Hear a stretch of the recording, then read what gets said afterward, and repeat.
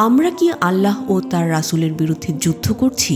বর্তমানে বাংলাদেশ এমন এক ভয়ঙ্কর ও বিভ্রান্তিকর পথে হাঁটছে, যেখানে স্পষ্টভাবে আল্লাহ ও তার রাসূল সাল্লাল্লাহু আলাইহি ওয়াসাল্লামের বিরুদ্ধে যুদ্ধ ঘোষণা করা হচ্ছে।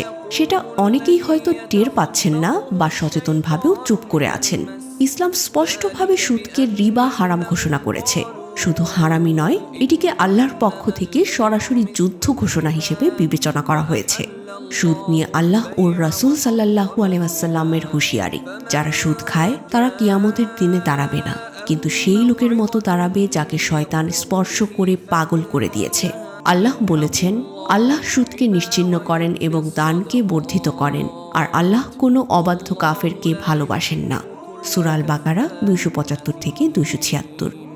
হে ঈমানদারগণ, তোমরা যদি সত্যিকার মুমিন হও তবে সুদের যা কিছু আছে তা ছেড়ে দাও, আর যদি না করো তবে আল্লাহ ও তার রাসূলের পক্ষ থেকে যুদ্ধের ঘোষণা জেনে রাখো।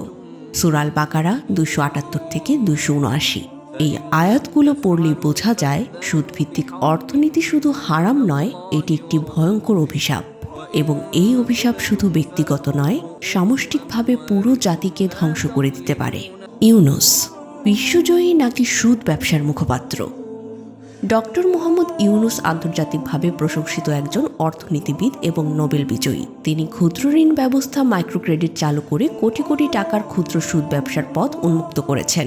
ইসলামী দৃষ্টিকোণ থেকে এই পদ্ধতি সুদের আদলে গড়ে উঠেছে, যদিও অনেকে এটাকে সেবা বলে প্রচার করে থাকেন। ইউনুসের এ মডেল কার্যত গরিব মানুষকে ঋণগ্রস্ত দাসে পরিণত করেছে, যা ইসলামী অর্থনীতির চরম পরিপন্থী। অথচ বাংলাদেশের ক্ষমতাশীল মহল এবং অনেক তথাকথিত ইসলামপন্থী দল এখন প্রকাশ্যেই ইউনুসের পক্ষ নিচ্ছে। এই অবস্থান জাতিকে এক ভয়াবহ ধ্বংসের দিকে ঠেলে দিচ্ছে। অভিশপ্ত জাতির লক্ষণ। বর্তমানে বাংলাদেশে খুন, ধর্ষণ, লুটপাট, দুর্নীতি, পারিবারিক অবক্ষয় ভয়াবহভাবে বেড়ে গেছে।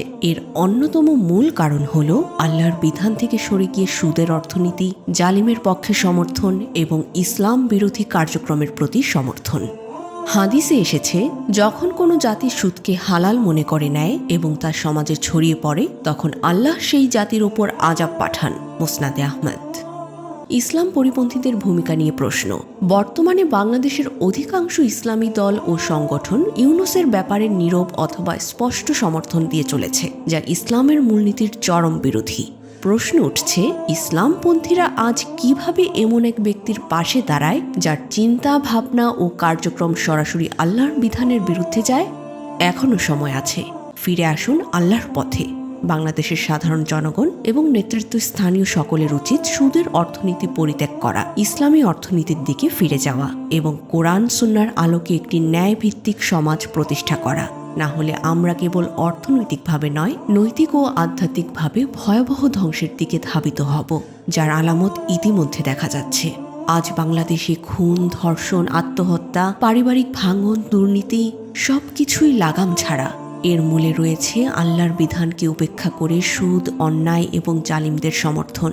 যদি এখনই জাতি না জাগে, তবে সেই অভিশাপ থেকে বাঁচার আর কোনো পথ খোলা থাকবে না। সকাল বাংলা নিউজ ডেস্ক।